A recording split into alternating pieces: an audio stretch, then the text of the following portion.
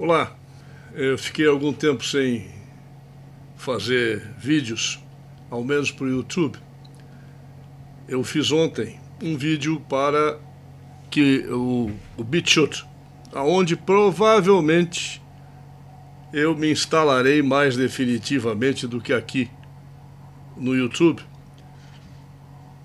porque no BitChute não há censura. Então eu quero pedir a todos que estão inscritos aqui no YouTube e que ainda se interessam pelo que eu falo, que se inscrevam no BitChute.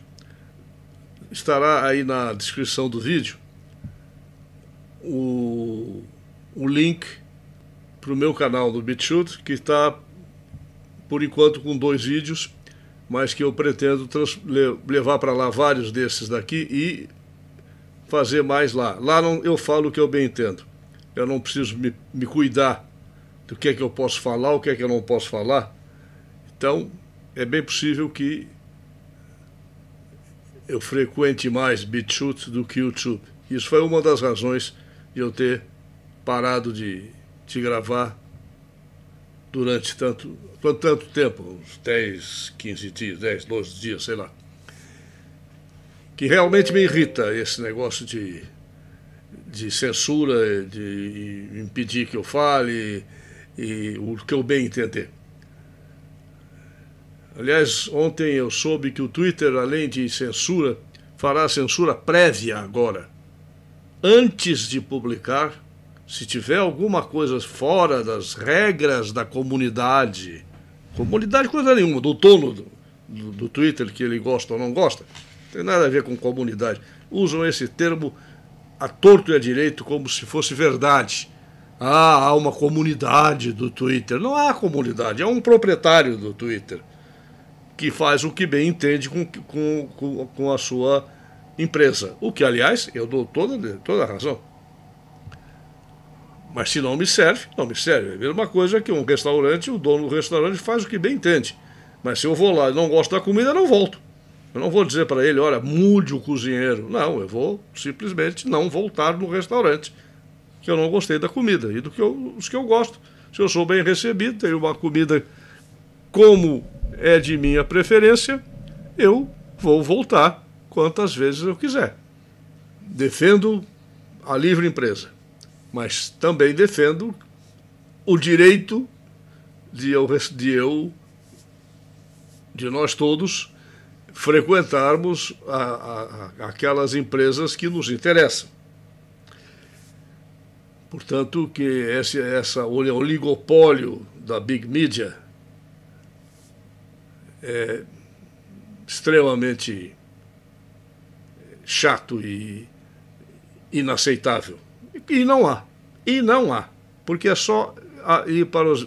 Antes, esta mídia aqui era chamada de alternativa. Alternativa a Globo, CNN. Agora nós já temos que ter uma mídia alternativa a esta, que é BitChute, o Rumble, o site de busca que não é do Google, como por exemplo DuckDuckGo, que é excelente, rapidíssimo. E não tem censura, não tem nada retirado, não transmite nada que você usa. Está no grupo chamado Dissenter, que tem a ver com Gab também. Mas vamos ao assunto que eu vou tratar aqui hoje, é o seguinte. São alguns assuntos relacionados com o Brasil, mas não apenas. A pressão sobre o presidente Bolsonaro, a pressão internacional, não é só nacional, não. Não é só o Supremo Tribunal Federal, o Congresso, os governadores, os prefeitinhos. Não é só isso, não. A grande pressão para tirar Bolsonaro vem do exterior. E não é, desculpem-me, não é só a China. É claro que a China está interessada em tirar Bolsonaro e deixar o Hamilton Mourão, que é amigo da China. Mas não é bem só a China, não. É o Big Tech, é o Big Pharma, porque ele, desde o início, disse, foi o único presidente que disse: vamos fazer o tratamento precoce, que hoje em dia já está se fazendo em muitos lugares do mundo, mas você não vê nem na mídia oficial, nem nesta mídia que era alternativa. Mas na alternativa atual, você vai ver quanta gente está usando exatamente o método que foi divulgado e propagandeado pelo Bolsonaro há 1 ano e 2 meses atrás. E que é a melhor solução. Muita gente não teria morrido. Bom, agora que eu estou percebendo que talvez esse vídeo também não fique no YouTube. Normal. Mas Bolsonaro a pressão está muito grande. Houve esse movimento bastante interessante, muito forte a favor do presidente. Embora ele tenha dito que o povo pediu, eu faço. Uma pergunta, algo genérico, não disse o quê. O povo foi para as ruas e também disse: nós autorizamos. O quê? Não ficou claro. Autorizamos o quê? Eu lhe autorizo. Onde? Avião, etc. Mas autoriza o quê? Bom, a resposta de Bolsonaro eu achei genial. Se foi ideia dele, melhor ainda.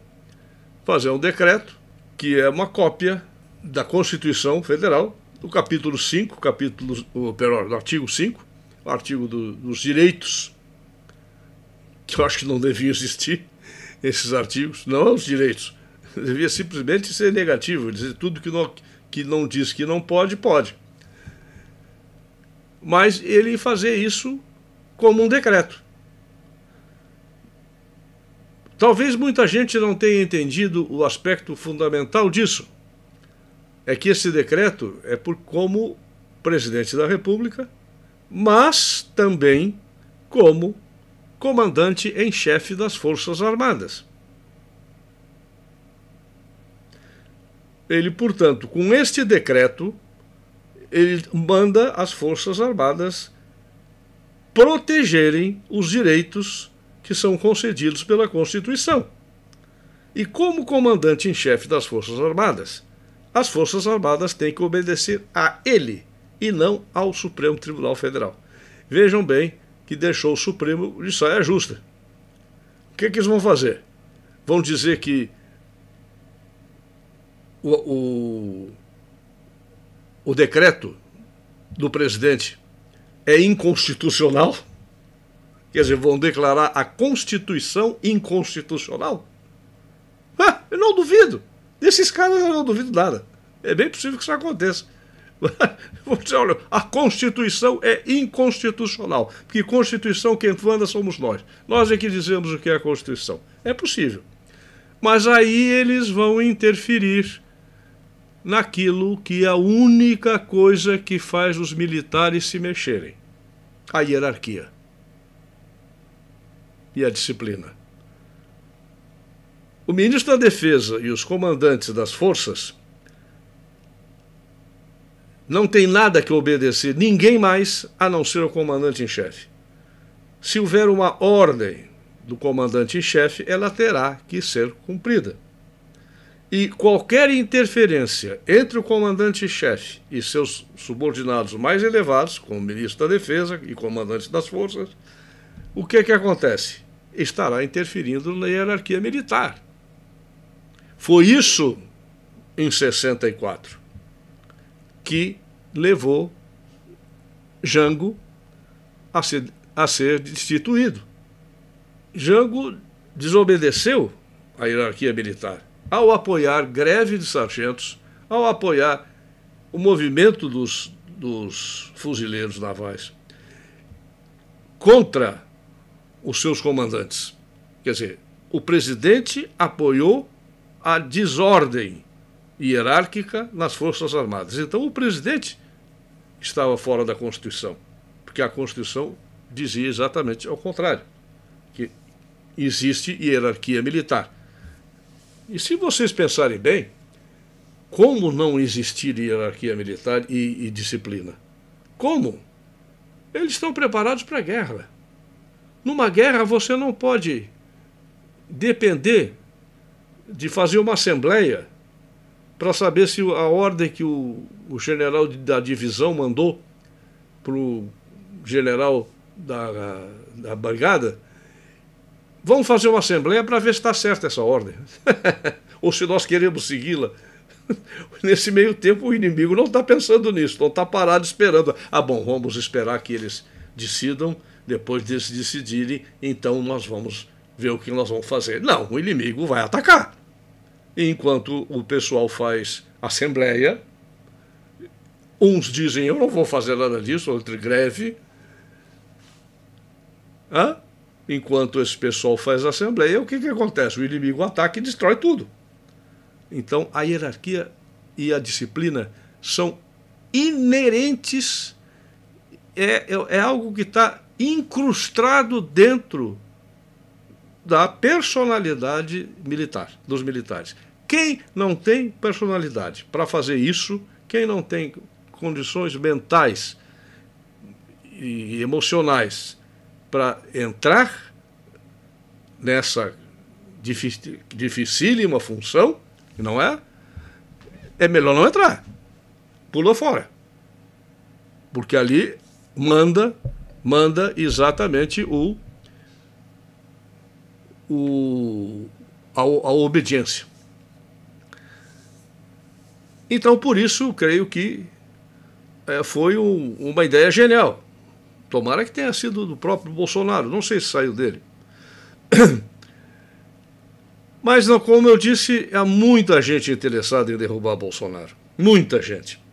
E se vocês lerem o livro do Yoram Hazony, ou ao menos lerem o meu livro, cuja introdução do governo mundial totalitário eu falo, eu analiso brevemente esse livro do Hazony, que é The Virtue of Nationalism, a virtude do nacionalismo, e que ele demonstra ali que 3 pontos extremamente importantes ocorreram entre 16 e 18, 2016 e 2018.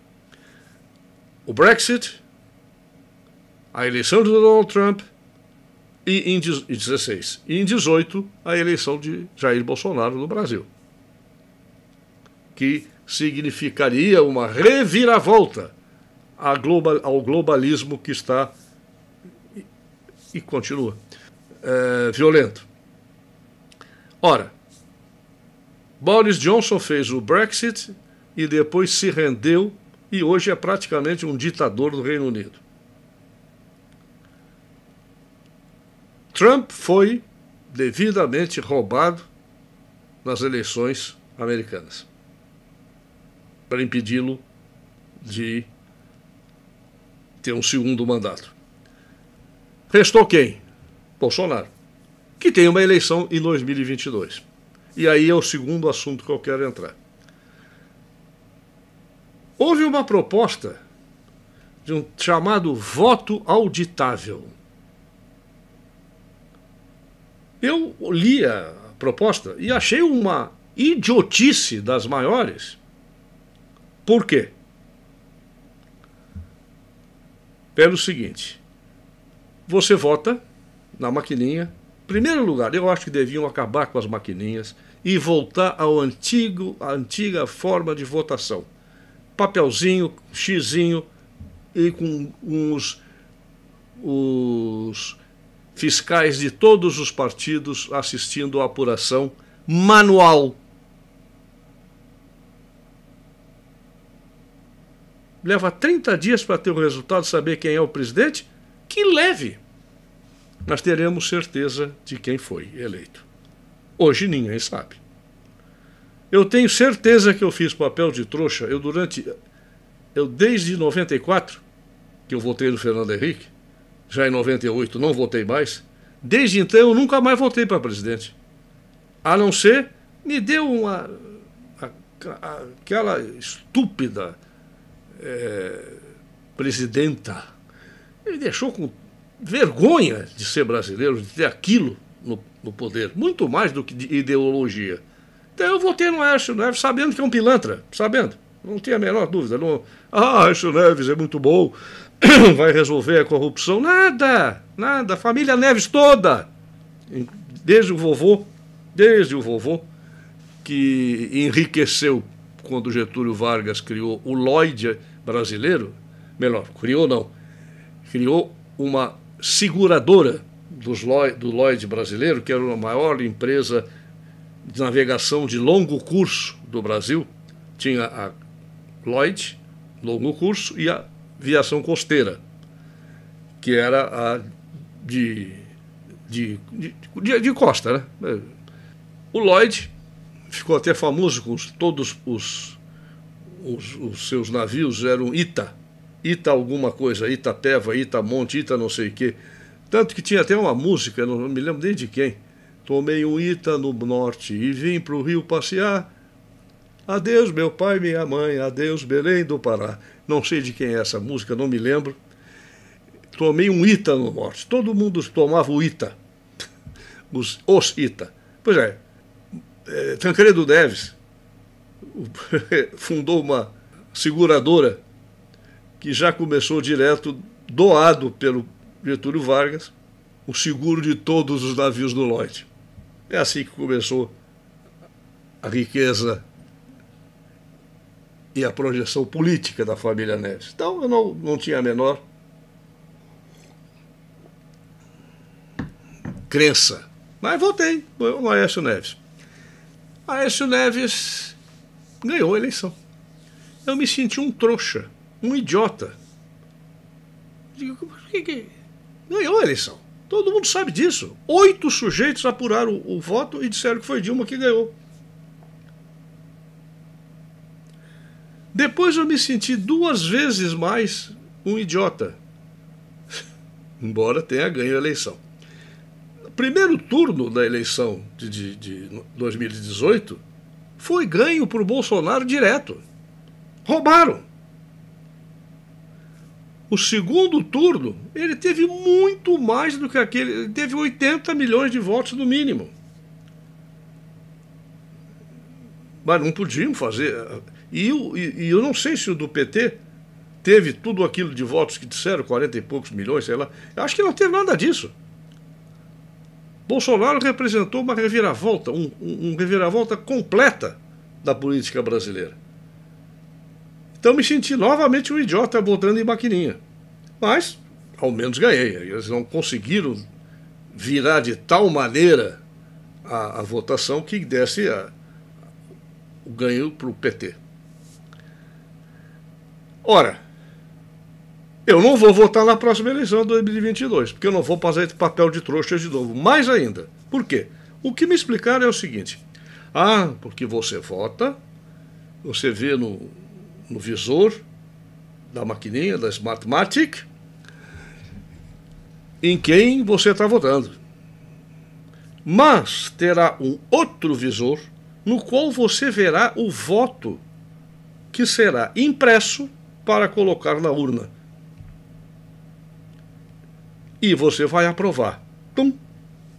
Então esse voto será impresso e numa urna sem que ninguém toque nele. Eu acho que essas pessoas perderam completamente a noção do que significa voto. O voto é pertencente ao eleitor. E o eleitor tem que manipulá-lo fisicamente. Nada de acreditar que aquilo que vai aparecer no segundo visor será exatamente o que será impresso. Por que não tirar um voto? Clica, impressora, tira, olha, vê e o eleitor, com suas próprias mãos, coloca o voto na urna. Esta é a única maneira de ser garantido o voto. Agora, olhar num visor, uma imagem, não é o voto e acreditar que aquilo é o que será impresso, só idiota acredita nisso. Por favor, me desculpe, estou ofendendo muita gente, mas só idiota acredita nisso. Porque é só programar a impressora para imprimir outra coisa qualquer, para já estar preparada antes. E eu não estou dando essa opinião minha porque eu não sou técnico disso, não entendo nada dessas maquininhas e troços de computador e tal, mas eu me orientei e perguntei a pessoas que entendem. Isso é a coisa mais fácil do mundo. É você colocar um programinha dentro da impressora com o que deve ser impresso. O que vai aparecer na telinha não tem a menor importância. Por que este voto não pode ser manuseado pelo eleitor e por mais ninguém? Por quê? Eu não acredito que isso vai ser sério. E tenho sérias dúvidas se Bolsonaro será reeleito. Quer dizer, não tenho dúvidas que será reeleito, mas que será reconhecidamente eleito. Isso faz parte de uma manobra que eu chamo de armadilha, porque aí não tem como se queixar mais. Todo mundo até agora se queixou. Ah, não, porque não é auditável, não se vê o voto, não se sabe o que é. Vai continuar sem saber, só que achando que sabe. Então vai ficar todo mundo, Bolsonaro perdeu, mas todo mundo votou em Bolsonaro. Porque a maquininha não votou em Bolsonaro. Ela imprimiu outro nome lá dela, que vai ser, obviamente, um nome, não sei se vai ser Lula ou o que for, mas nunca será o nome Bolsonaro. Eu não acredito nesse voto auditável. Não acredito que ele seja auditável. E, portanto, eu não vou fazer papel de palhaço mais uma vez. Eu não vou votar. Nessas condições, não vou votar. E não tenha a menor dúvida que eu desejo mais 4 anos para Jair Bolsonaro. De preferência com Tarcísio na vice-presidência. Portanto, acho que ele não deve se candidatar a governador de São Paulo, não. Um outro tema que eu quero abordar é que ocorreu em Santa Catarina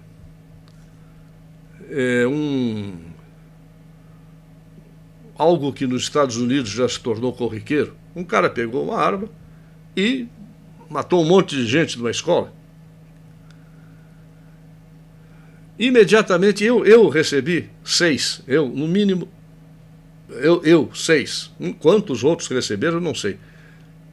É um psicopata? É psicótico, é esquizofrênico. E isso sempre acontece quando os Estados Unidos têm sempre... então, sempre existe a busca de um diagnóstico psiquiátrico. Por quê? Eu respondi igualmente para todas as pessoas que me escreveram, dizendo assim, diagnóstico, assassino. Não tenho a menor ideia do que esse cara é, se é psicopata, se é esquizofrênico, se é sei lá o quê, histérico, ou sei lá. A única coisa que eu sei é que ele é assassino. E suicida. 2 diagnósticos, assassino e suicida, mais nada. O resto eu não sei e ninguém pode saber. A não ser que ele tivesse, eventualmente, em tratamento psiquiátrico e o psiquiatra que o tratasse já tivesse feito um diagnóstico anterior. Isso não tem sentido. Não existe esse diagnóstico. Porque fez isso e aquilo e não sei o que, é psicopata. Porque fez aquilo, não sei o que mais, é esquizofrênico. Não existe isso. Existe sim uma necessidade das pessoas afastarem de si algo que todo mundo teme: o mal. E dizerem assim, não, o mal não está dentro de mim, o mal está nesses caras aí.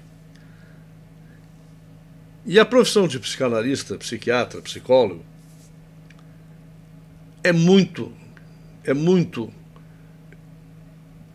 propicia muito esse tipo de divisão da sociedade. Os loucos e nós. Só que não é bem assim. Todos nós temos todas essas condições de fazer qualquer um ato louco, qualquer. E pensemos bem, cada um para dentro de si. Quanta maluquice nós já fizemos na vida? Quanta maluquice, quanta coisa errada. Errada não no sentido moral, mas maluquice mesmo. Todos fizemos. Mas é preciso separar a sociedade em dois grupos, os loucos e os sadios. E nós somos os sadios, evidentemente. Bom, eu aprendi isso, teoricamente eu já sabia que é mentira, mas aprendi isso na minha análise pessoal e depois no tratamento de quase 50 anos de consultório, eu aprendi muito bem que muitas vezes o paciente está mais certo que o analista ou que o psiquiatra. Mas isso acabou abrindo chance para disseminação.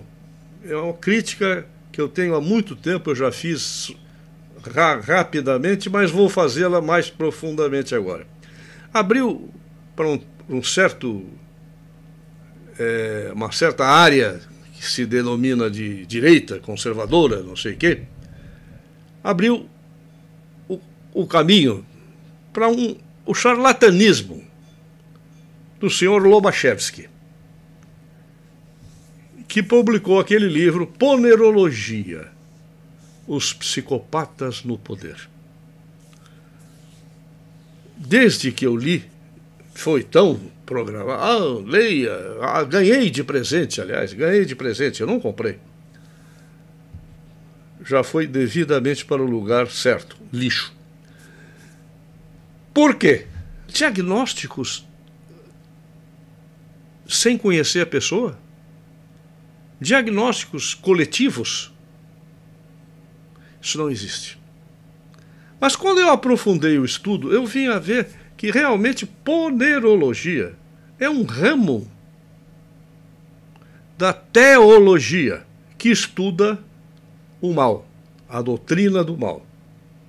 Aliás, há um autor, Karl Emanuel Nietzsche, mas não é o Nietzsche aquele não tem o E no final, é até anterior a Nietzsche, que dividiu, era um pastor, dividiu o estudo da agatologia, que é a doutrina do bem, ponerologia, que é a doutrina do mal, e soteriologia, que é a doutrina da salvação. Isso, portanto, é um ramo da teologia. Quando você fala em teologia e junta com psiquiatria, você está fazendo salada de frutas, sem saber que frutas estão entrando. Porque não é possível, não existe essa coligação. Psicopata é um diagnóstico perfeitamente estabelecido pela psiquiatria, pela psicologia, pela psicanálise, antigo, tradicional, já é conhecido.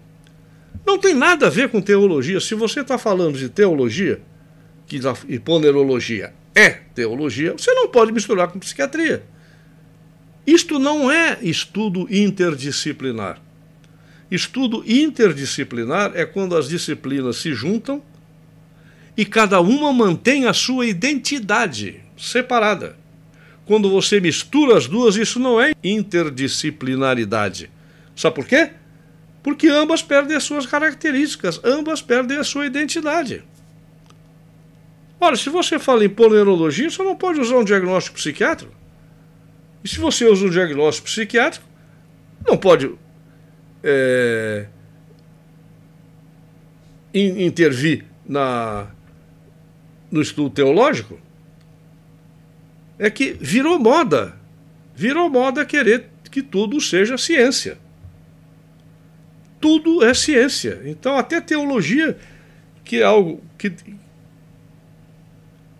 define doutrinas e baseadas em fé, passaram a querer ser ciência. E psiquiatria e psicologia, psicanálise, nenhuma dessas é nada científico. Tirem da cabeça essa ideia de que existe ciência médica, ciência psiquiátrica, ciência psicanalítica. Não existe. Isso é uma das piores coisas que aconteceu nesse segunda metade, principalmente. Mas na primeira metade já começou, do século XX. É misturar tudo, é fazer uma salada em que tudo é tudo e nada é nada. E tudo tem que ser ciência. A ciência tomou conta do mundo. Hoje se fala, vão ter que obedecer à ciência, e isso levou a esta situação aqui. Quer dizer, para mim isso é puro charlatanismo. Porque quem disse que psicopata é o mal? Não é, não necessariamente. Não esse mal que é estudado na doutrina da ponerologia. Não esse mal que é como um estudo de algo que transcende o homem. Se transcende o homem, não pode ter diagnóstico humano. E se o diagnóstico é simplesmente humano, não tem nada a ver com transcendência. Essas coisas não se juntam. E quem disser que se junta, ok, tudo bem, eu aceito que cada um pensa como bem entende, mas na minha opinião, não se juntam. Não podem entrar em discussão como em um estudo interdisciplinar. Mas agora, a outra coisa também que eu ouvi falar, não sei quem disse, mas quem disse não entende nada. Me disseram, eu vi num Twitter, no tempo que eu tinha Twitter, que alguém teria falado que um dos grandes males do final da Primeira Guerra Mundial, além da destruição dos impérios, que eu acho que foi uma grande vantagem e não um mal, que também a confissão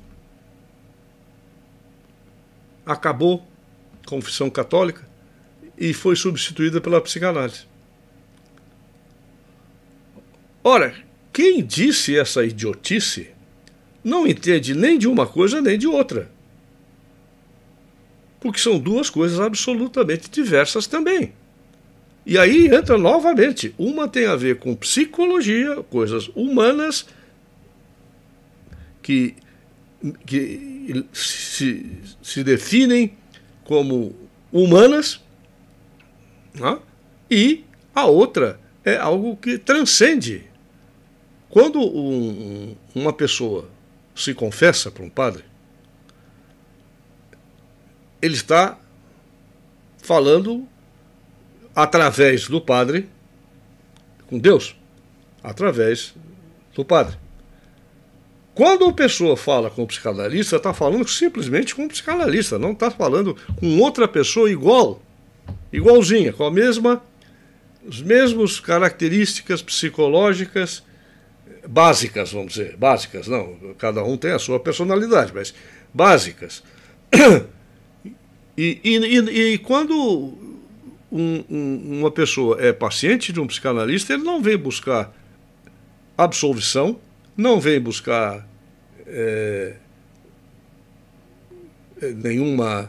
nenhum castigo, vem apenas falar para ser entendido.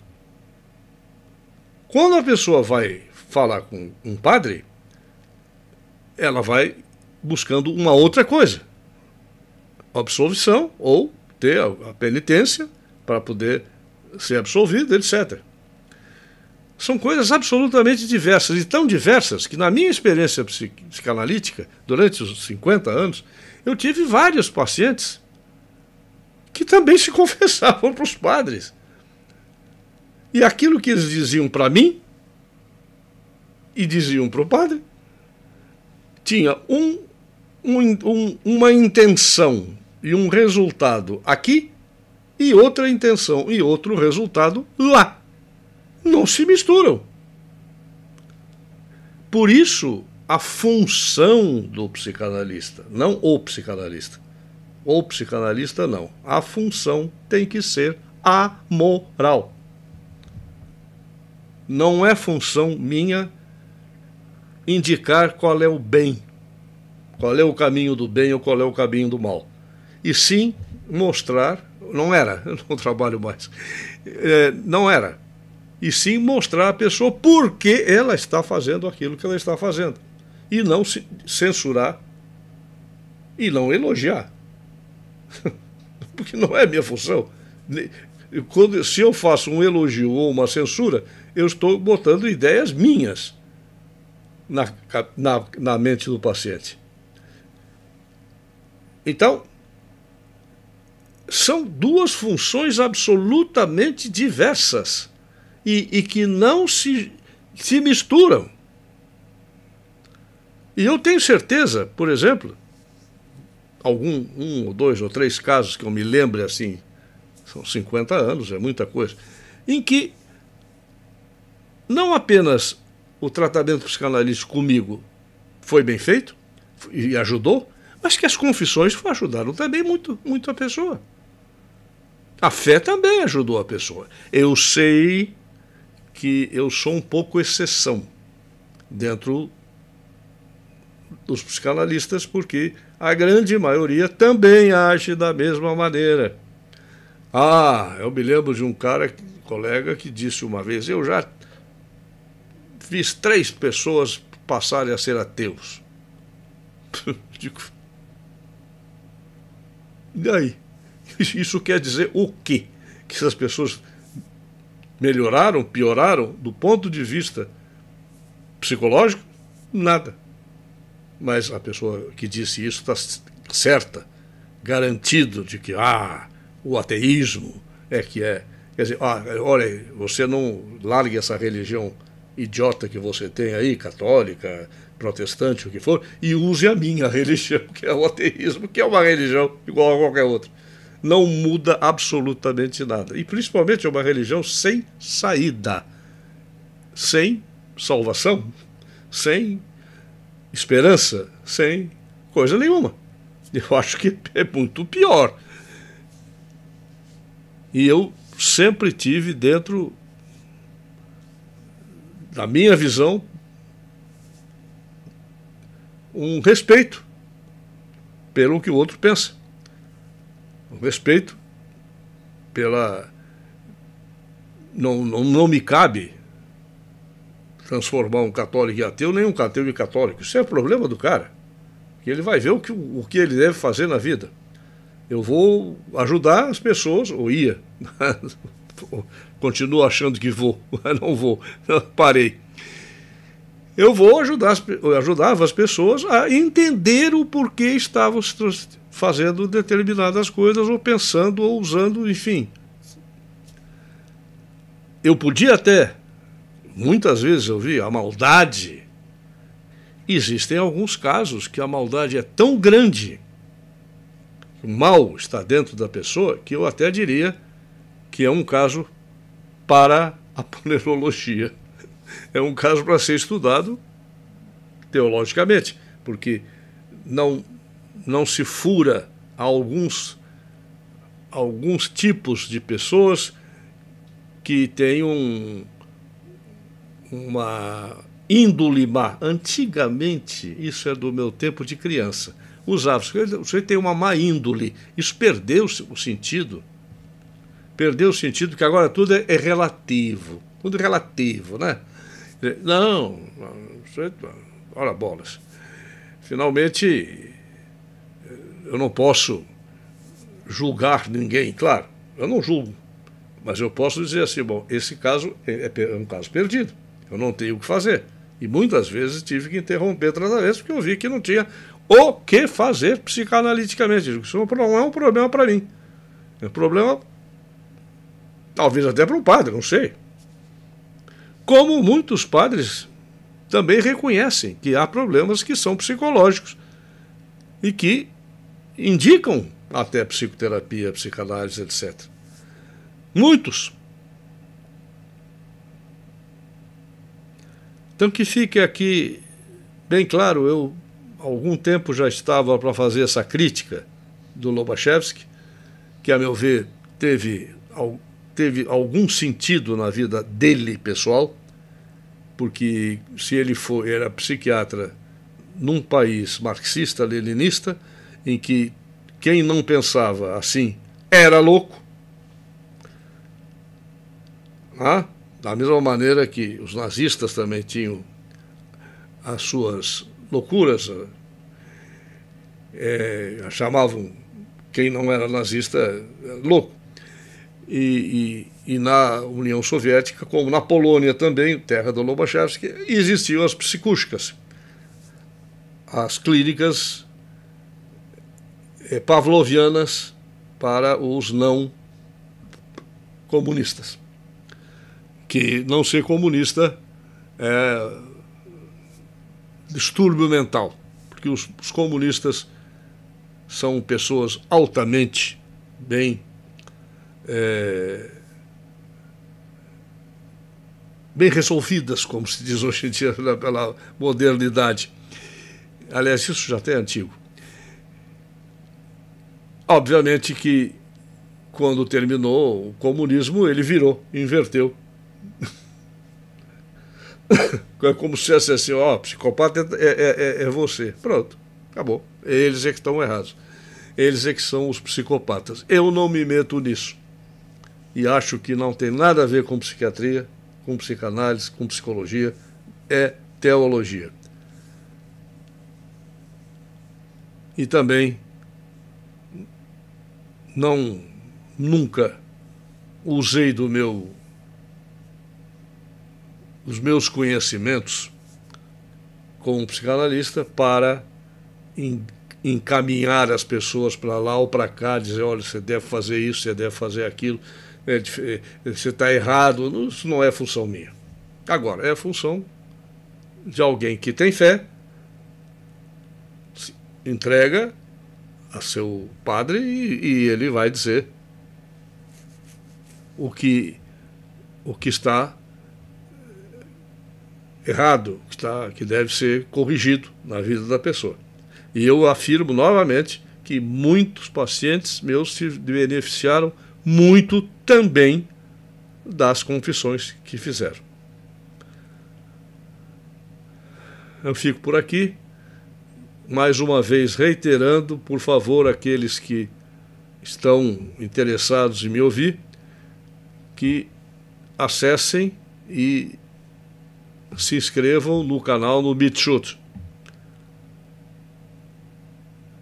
porque possivelmente estarei mais lá. Como sempre, agradeço a audiência e a paciência. Até a próxima.